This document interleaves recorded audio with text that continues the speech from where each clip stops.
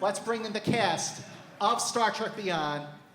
Simon Pegg, Zoe Saldana, Chris Pine, Zachary Quinto, John Cho, and Karl Urban. Okay. Do you need my jacket? I do. The bridge is yours. So high tech. Okay, the first question, just to kick things off, is obviously this is a very big year. It's the 50th anniversary of Star Trek. So for all of you, sort of the challenge to make a movie that A, is going to honor the 50th anniversary of Star Trek, B, be the next level in this trilogy of films, and C, also be just a great action movie for people who are not fans or have never even seen a Star Trek movie before. Let's start. Simon?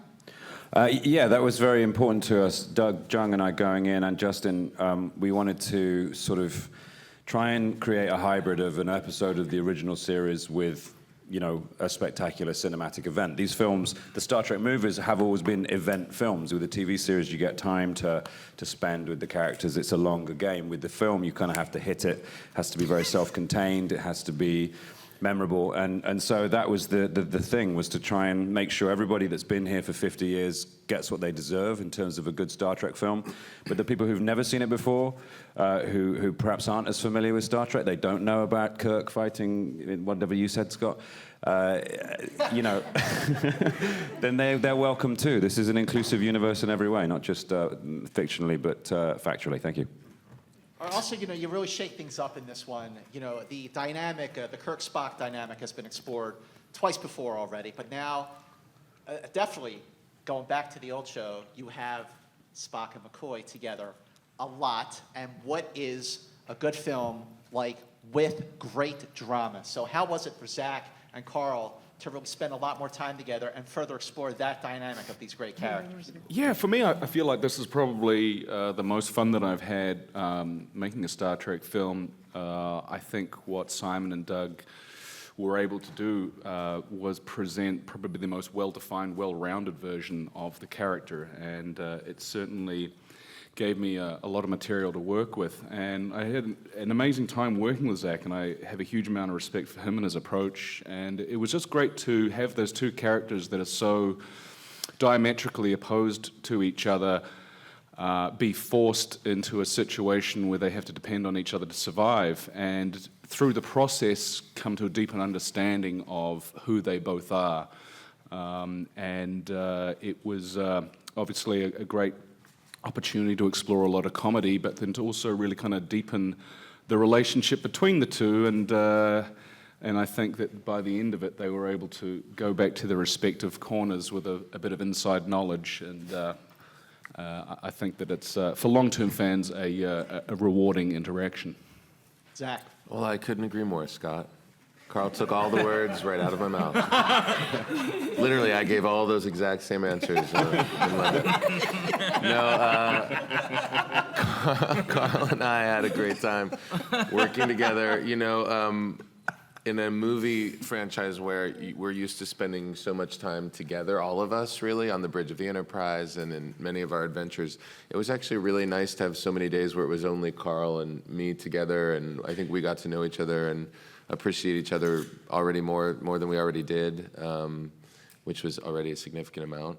And yeah, and I think from a character standpoint, I really echo the idea that these two characters historically in this franchise are come at things from entirely different perspectives and points of view. And I think there's nothing more fun for fans of the original show to see that dynamic unmitigated by Kirk, who usually manages to get between them.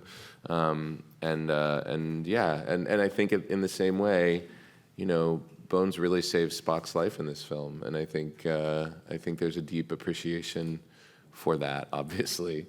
And they end this film in a much better place as a duo than I would say they begin it. Well, another thing that sort of is a throwback to the original show is the dynamic between McCoy and Kirk. In the beginning of the film, Chris, you have that scene in the bar where you're contemplating what's it all mean? I mean, it was right out of a scene from the Corbomite Maneuver or Balance of Terror. So what was it like to just explore, now that you've been out in space, or the crew of the Enterprise? Come on, you got the right moderator. All right, you could be in the next film, Scott. Fine, you're in. Thank you. Jeez. That's what I was getting at. But to sort of explore, now that the Enterprise has been out in space for 966 days, almost 3 years. Did you get that reference? I 966? I got it. Yeah. Yes. 9 That was September 966. 1966. That was Yeah. very good. Did you deduce that on You your did own? not get Seriously? Yes, 966. I got that. You literally got 966 I wrote to it deduce that down. on your own. Zach, that's Do you Scott know who Mance you're you're talking talking to. to? I know, I'm He had a talking Star to Trek bar but mitzvah, it's come like the on. limits of my they just are always exceeded. Like when I think you can't get any nerdier. Well, no. But that moment when Spock is ailing, it was like that scene of Bread and Circuses, Playing the Moments, where McCoy says, "I know why you're not afraid of dying. You're more afraid of living." I mean, come on, I'm your guy here. You are. But back You'll always to be. Kirk and McCoy. Let's talk about Chris. Where is Kirk 3 years into this mission? I mean, he's not super excited about being a starship captain. Yeah, I always have the most fun in these films are either when we're laughing or talking, and then usually shit blows up, and then we have to do the shit blowing up acting, which is, I think I spend the majority of the film saying, "Let's go." Can we do it? I don't know. And then just breathing heavily. So that scene in particular was one of my favorites, and I talked a lot with Simon about how to nuance or what particularly was Kirk's trip in this whole thing, and once we landed on the idea of him growing out of or moving out of underneath his father's shadow, that made a lot of sense, and to do it with Karl was great fun, and we had all that fun stuff with the whiskey and the vodka moment, which, just like these, just little itty-bitty things that make us giggle and have a good time that hopefully people appreciate. And as you said, it's all these little nuance beats of the references and whatnot. So. That was improvised, by the way, when they were talking about, I thought he'd be a vodka guy. That all came out from those guys on the day, and that's the kind of superb actors we get to work with as writers. It's like, sometimes you just go with it, and they do, and they come up with the best lines. Well, I want to Not open always. up to the audience right away. Okay, why don't you start? Yes, as a fan of Beastie Boys, thank you that Sabotage ultimately beat the aliens. I might be alone in this, but I want to ask Simon, in your discussion with Justin and Doug, your decision including this classical music, as Bones said. We just love the idea of them foiling a technologically terrifying threat with something very analog and old, VHF, it was like radio. The initial idea was that they fired an old radio into the middle of the swarm. It took many shapes as we wrote it, but we realized that was, obviously there's no sound in space. We have to abide by physics some of the time. So it was just the idea that, we like the idea that Jayla had discovered this old ship that had an archive of music. She discovered rap music and liked it. She says she likes the beats and shouting. And we like the fact that in the end they use it to kind of, cause the swarm to have this big... And I like the fact that they all have the idea together about what it could do. And, Sabotage was a song we used in '09, and it's part of Kirk's childhood. All these things links back to his past and his dad. The motorbike, the song, it's all kind of him letting go of these things, and moving on as a man as well. So it's important for Kirk's character, but it's just a kick-ass song, I mean, if anything's going to blow up a swarm of spaceships, it's going to be the Beastie Boys. Come on. Scott Hoover. The film has such a lovely tribute to Leonard Nimoy. And I'm curious, was there initial expectation earlier on in the process that he would be part of the film before his passing? And how did you figure out how you wanted to pay homage to him? If Leonard was well enough to be a part of this film, I'm sure he would have been. And I know that there were early conversations with him about that possibility, which, true to his incredible self, he knew himself well enough to know that that wouldn't be possible at a certain point. And then I think it became important to all of us to figure a way to honor his legacy, and I thought Simon and Doug did a beautiful job of incorporating it into the narrative of the film. We all carried him with us through this production for sure, and it was definitely a different kind of feeling to make this movie without him, for me in particular. But I think he was very much a part of it in spirit and certainly in the film now, and will be a part of anything we do moving forward for sure. we wanted to make it part of Spock's arc, Zach Spock's arc as well, not just a reference to Spock Prime or you know what we did eventually, of course, which was to dedicate the film to him.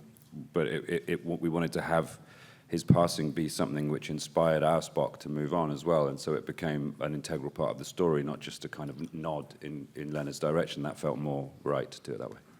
My question is for Mr. Simon. I heard the director say that the main reason he wanted to tackle this project is because his childhood dream sort of was to blow up the Enterprise and then bring it back together. So I'm wondering, was that a collaborative effort, or was that all his idea that he presented to you and then you guys developed it in the script? I hated the idea at first. We had literally, I swear, we had like rows about it. Like I was shouting at him down the phone, going, "You can't do that. You can't destroy the Enterprise." My problem was that if you think it's something new, then we've seen it before. It happened in Search for Spock. It happened in Generations. But Justin was like very, very determined. And as we spoke about it, I realized what he was doing brilliantly was he was not only sort of taking out a main character, but he was removing the physical connective tissue between the crew to see what happens when you take away the thing that physically bonds them together. You know, if you take away that thing that necessitates there being a unit, do they dissipate or do they come back together? And that was the genius of that thing. You take it away very violently and dramatically, and then you wait and see if they all come back together to be this family, which is essentially what they are. And of course they do. And I realized I backed down immediately and said, yeah, you're right, which I do occasionally do that, not always. But in this instance, I realized it was a brilliant idea. But yeah, initially I was opposed to it. Zoe, can you talk a little bit about the evolution of your character and also her feelings for Spock in this movie? She's tired. I think she's homesick. And I felt that that's the one thing I appreciated the most about what Simon and Doug that did for this installment, is that they made us human, you know, and just homesick and sad and how being overly worked and being away from home and all the things that keep you grounded can put a strain not just on the intimate relationships that you may have, but also, you know, the professional ones. And I thought I would never see the day where I would see, like, I would walk into the Enterprise and we're kind of like not rolling our eyes at each other, but we're not that, you know, excited to see each other.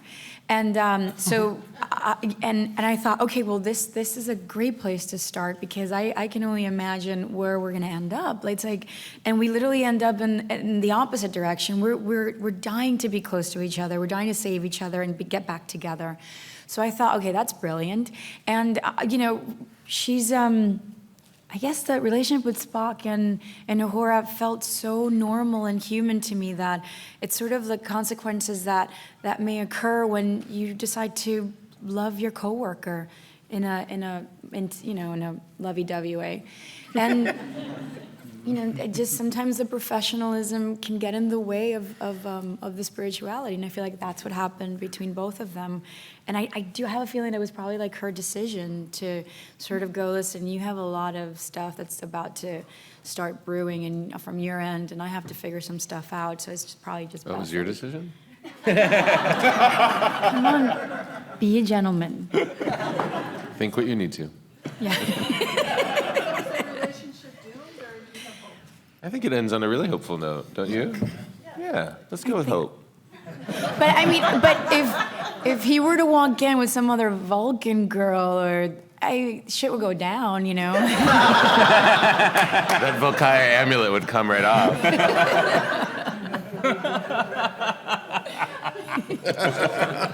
So I wonder if anyone else could contribute to this, but since it is 50 years now since Star Trek began, it seems your character especially has gone through changes that sort of mirror women's changes, perhaps, in science fiction, in our culture and society. Can you talk a little bit about how you think she's evolved to what you're doing now? I think there's a beautiful, I hate using the word sprouting, but it's true. Women are becoming very, very independent, not just in the workforce, but also in their personal lives. There's just something about like realizing that you should want to be a part of something. You don't necessarily have to be a part of something in order for you to be validated or respected or appreciated or considered strong enough. So I feel that this breakup that Uhura and Spock have is amazing because she fell in love with her teacher. So he came as this figure that represented responsibility and safety and, you know, and maturity and wisdom. And now I think that she feels strong enough to, I mean, if I choose to see it that way, there is a parallel universe situation here that's going on with Uhura and women these days, is that there's no longer this animosity or this resentment to sort of prove who you are.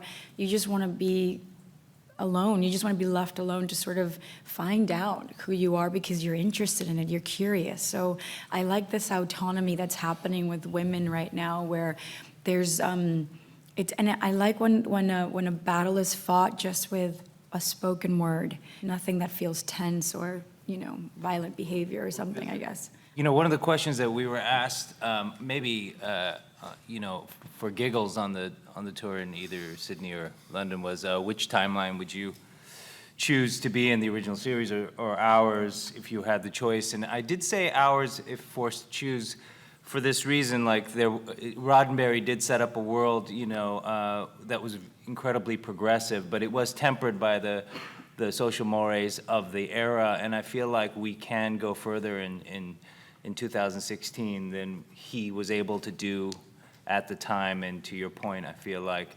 that our version is able to give more to the women and the people of color in the cast than Roddenberry was originally able to, I think. And not because he didn't want to either. Not because he didn't want to, correct, yeah. He absolutely wanted to. Yeah. Well, let's go a little further with that, John, on how Sulu has evolved, and really like when that idea came up on how to really give more background into Sulu's character. The idea came up, I believe Simon pitched it, and then I was told of it through Justin pretty early on, and when he had set up at Paramount, and we went in to have a chat and get reacquainted. And I thought it was a beautiful idea. I had concerns about how it would be received by George. I had some other concerns, but it was really the handling of it that was most important to me. And having seen the film, I think its nonchalant posture toward it is the best thing about it, and the fact that it's normalized. And it's kind of news now, but if you rewatch the movie in 10 years, you won't think anything of it. It'll just go right by you. And that's the best thing about it. There's no music cue, there's no close-up, it's just... Dun, dun, dun! He's gay! That was... People start running around screaming in New York. He's gay, everybody! But I like the one thing that I guess has taken a secondary position is that it wasn't just that we revealed that he's gay, we revealed that he's a father.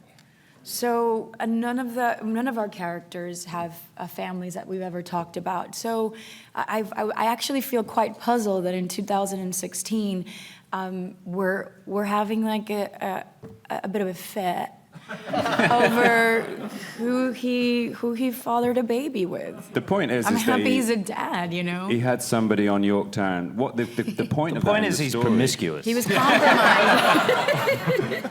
What we wanted to do was put somebody we care about in Yorktown. So when Yorktown was under threat, that Yeah. made the threat tangible. We knew that Sulu's family was there, so it wasn't just a bunch of faceless Federation people. There was somebody there that we cared about too, because we care about Sulu. And that was really the important thing. The nature of that relationship wasn't an issue. And by the way, the whole thing with George is, you know, people like to make things into a spat. George and I email all the time. We have big, long, lovely discussions about it, and we're on great terms. It was never we were never shouting at each other or anything like that. It was just, and it's a great discussion to have. So I'm really happy with the way that it's been talked about and responded to, and I'm still a huge fan of GT, for sure. Right here. This film is a bit bittersweet with the loss of Anton. and Chris and John have spent quite a bit of screen time with him. What was this process working with him, and if anybody on the cast has heard from his family and their reaction to this film? First of all, it's devastating to lose a family member. And, you know, we're at a point where we should be celebrating not only this film, but this beautiful man, this talented man. And for all of us, it is almost incomprehensible to be at the point where we have to talk about him in the past. And the pain of his loss is still very raw. We went and spent time with Anton's family, and we know that they will be very, very proud of his contribution to the film, and this film will forever be probably the most special experience for all of us. For, you know, it represents a golden period where our family was together, fully together for the last time, and it really was, I think, as Simon said, the best summer of our adult lives. And we love him so much. We miss him terribly. You know, in the original series, in episodes like Who Mourns for Adonais, Gamesters of Triskelion, Inspector of the Gun, Kirk. This is a bit, right? Right. This is a bit. This is actually a follow-up because Kirk was like a father figure to Chekhov. And in this movie, Chris, you got to spend a lot of time with Anton. So, like, what, in your opinion, just made him like a really special actor? He was just a good guy. He was a good guy. He was very sweet, beautifully, authentically Anton. There was not much of a censor on the boy. And I remember one of the first times I met him, like 9 years ago, whatever, he was 17, and I invited him back to my trailer to play guitar, because I knew he'd play guitar, and he played guitar really, really, really well. And he said, "I can't, man, I gotta go back to my trailer." And I was like, "Okay, why?" And he was translating a, wasn't like he was translating like an esoteric Russian novel into English, just because that's what he wanted to do. And 8, 9 years later, I talked to him, and he was still translating it, and he was still reading this book on physics that this French philosopher had written, and he still tried to get all of us to go to these, like, he'd be in Vancouver, and he wanted to see some German neo-expressionist film that none of us, and he would talk about it as if everyone has or should have seen it. Well, my husband was the only one that called him. He was like, "Hey, are we gonna go see this movie?" He's like, "Oh, I fell asleep."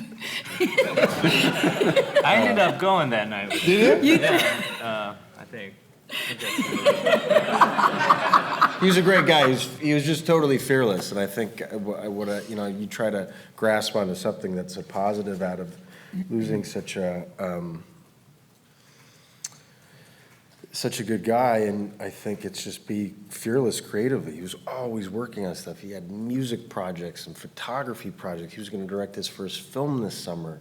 He was just spectacularly interested in life in a great way. So, Who's got the next question? Yeah, this is for Simon. What would Tim from Spaced like and dislike about this movie? Well, this is, for those of you who don't know, I started out in a sitcom in the UK called Spaced, and it was about a nerdy guy. I don't know what I was talking about. It wasn't me at all. But there's a line in Spaced where Tim says, "As sure as eggs, as sure as day follows night, as sure as every odd-numbered Star Trek movie is shit." And I wrote that in 1998, I think. And then here we are in 2016, and I've written an odd-numbered Star Trek movie. And I'm happy to say that Tim is wrong.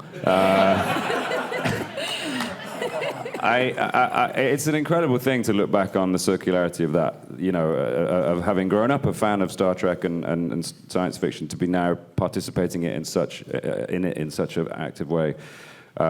I tried to just make the kind of Star Trek movie Tim Bisley would like. You know, that's what Doug and I did. And when I say Tim Bisley, I'm talking about the people that have been with Star Trek for a long time, you know, because Star Trek must have been doing something right because it's around for 50 years, and if it ain't broke, you know, don't fix it. So we wanted to embody the original show instill it with what made the original show great, but also frame it in a big movie way, you know, which is a luxury they never had back in the day. That's why the series turned into such a great thing. Necessity was the mother of invention with that show. They had to make these wonderful little teleplays. They couldn't rely on special effects. Now we can do both. And it felt like, you know, I was always thinking, what would Tim Bisley think? Front row right here. The film felt like a throwback to the TV shows where they go on alien planets and fight. So what was it like for all of you being away from the con and in space and actually on a foreign land fighting enemies? I like being on the ship. It's easier. No, you don't understand. We were like in a quarry and it was just dust everywhere and helicopters flying really low and I don't know. And I like being on the Enterprise. It's cleaner. The spirit of Modern, exploration. On the upside, it was cool to be paired off.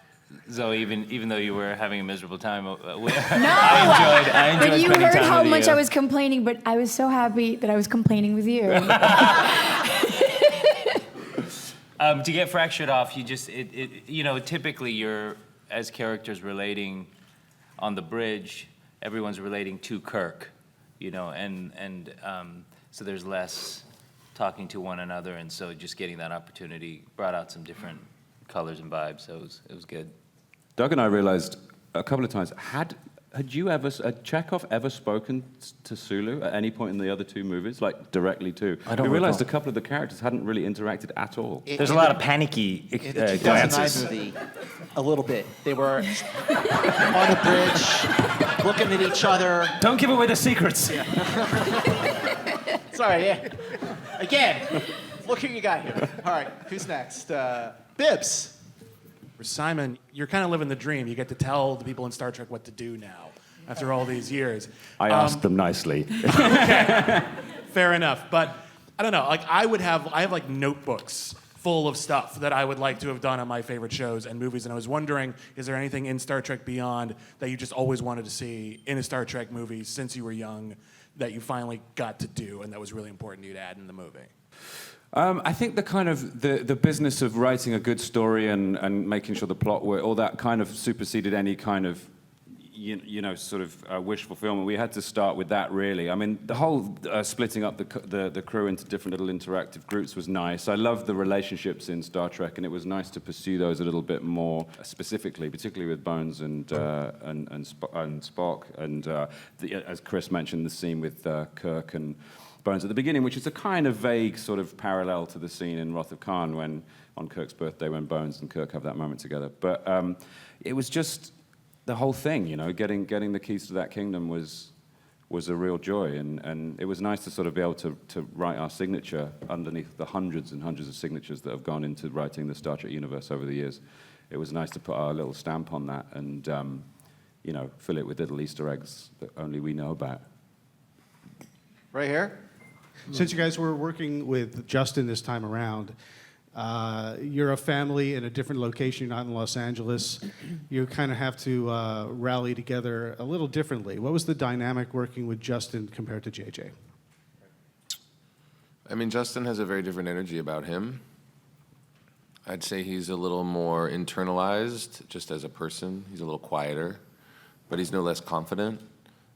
He's incredibly gifted as a visual storyteller.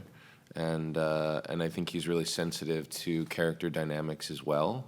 He brings a balance of both of those extremes. And he came in on an already moving train in a lot of ways, you know? I mean, he didn't have a lot of time to prep for this film. And I think all of us were incredibly impressed by his sense of leadership and vision.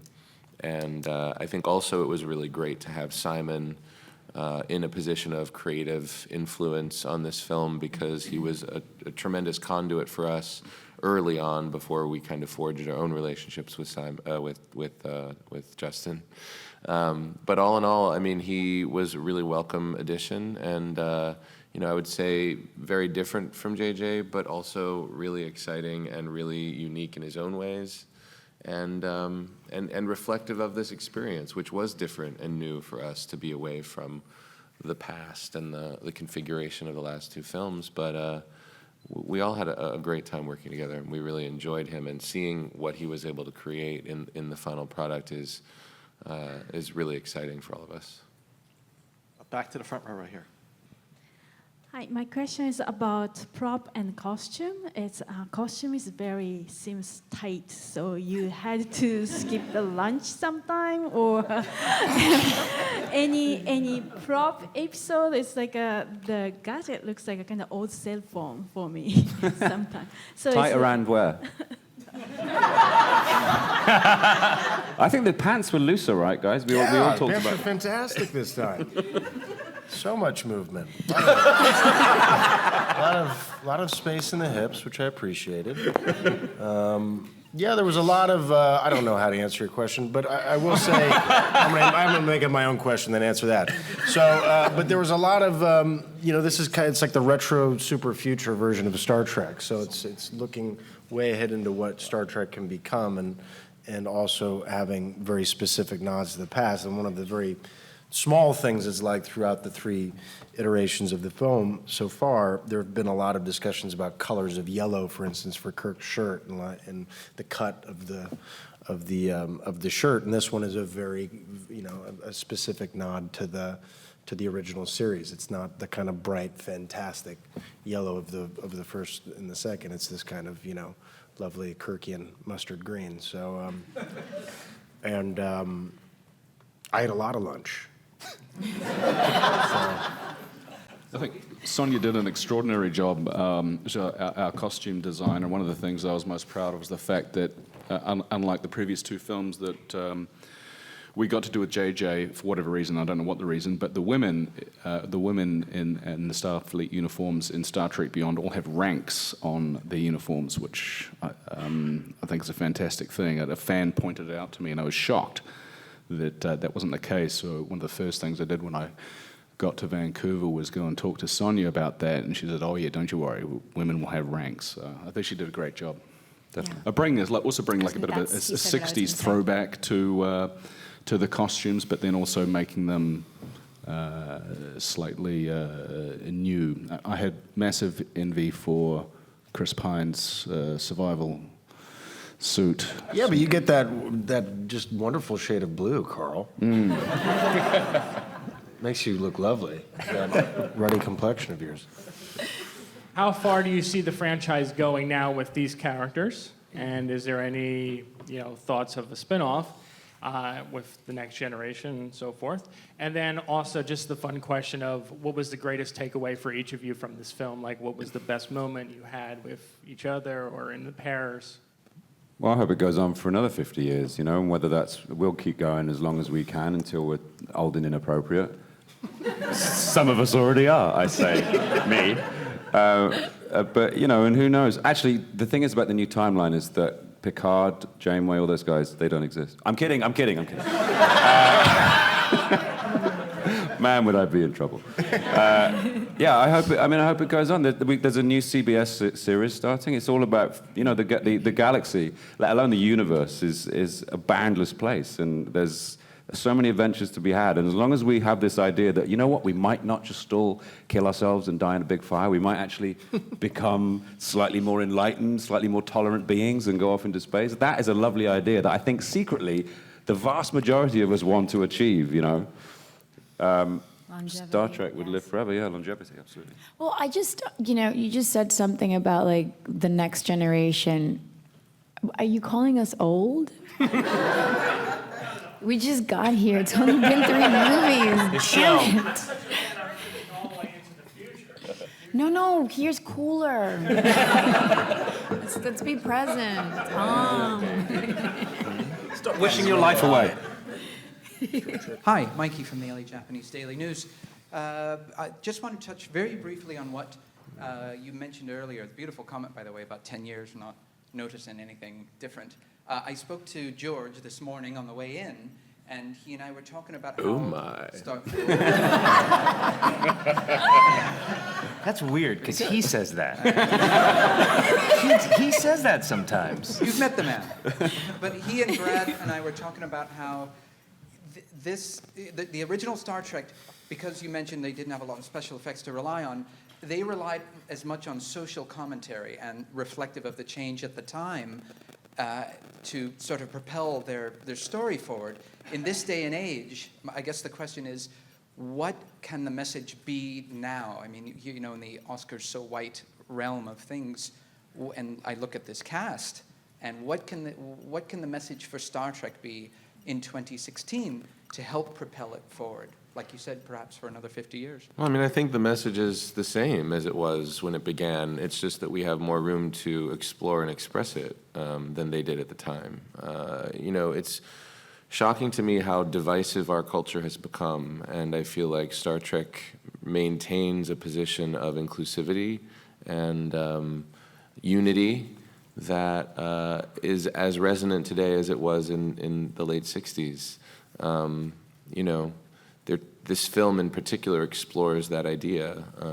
One side of that being about the unity and inclusivity, and the other being about breaking that apart. And I think that's, in a way, really reflective of the society we live in today. It's troubling to me on such deep levels that we've gotten to this point of unwillingness to see varied points of view or feelings or opinions or perspectives. And I think that Star Trek remains in a landscape of popular culture entertainment, something that is a beacon of inclusivity and progressive thinking. I think it just takes on different forms now than it did 50 years ago. I think the film is actually even more opposite. It's become more so in the last, even since we shot it. You know, the message of this, the social commentary in this iteration of Star Trek is we're better together. That's what it's about. It's about collectivism. And in this era of Brexit and talking about building walls in certain places, you know, now more than ever we should be thinking about the value of collectivism, about cooperation and, you know, unity. That can be and is our strength. And the more fractured we become, the less secure we all feel, you know. So, you know, the villain in Star Trek is like, we could have called him Brexit. It's quite a science fiction name, isn't it? I was just saying, you know, like when you go into, you know, in the Star Trek setup, you're going into space and seeing so many different kinds of species. It does become comically apparent when you look around the planet Earth that we live on that we do have so much more in common than we don't, you know? So, you know, the little things that seem to divide us here in our present time seem even more exaggeratedly small after seeing, you know, an episode of Star Trek, so. We've all got one head. Do you know what I mean? Let's live together. Next question. Last question right here. Oh, last question? Okay. Well, I just want to talk about Sophia for a second because I thought she was pretty kick-ass in this. And what moves did she show you, Simon, on any kind of action moves? Sophia's incredible. Because she's a dancer, and so she's physically so adept. So she was very up for, you know, the physicality of it. It's funny. I told this story the other day that when Doug and I and Justin in the writing room wanted to create this very independent female, very resourceful character on the ultimate surface, and we were trying to get a point. We didn't have a name for her, so we used to call her Jennifer Lawrence in Winter's Bone. That was her long name, and so we go, okay, so Scotty lands there, and then suddenly Jennifer Lawrence in Winter's Bone comes out. She fights these guys, and it started to get tiring. Always saying Jennifer Lawrence in Winter's Bone. It's a long name, so then we started calling her J-Law. And then she became Jayla. So Jayla is basically named after Jennifer Lawrence and Winter's Bone. But yeah, there aren't enough girls in Star Trek. You know, Zoe has a lot on her shoulders, as you know. And so we wanted to increase that. And also with Commodore Paris, you know, as a figure of extreme authority. Yeah, Sophia, we all love Sophia, don't we? She's a nutcase and a golden addition to this group. So she's awesome. Well, ladies and gentlemen, Star Trek Beyond opens July 22nd, a week from Friday. Thank you so much, Karl, John, Zach.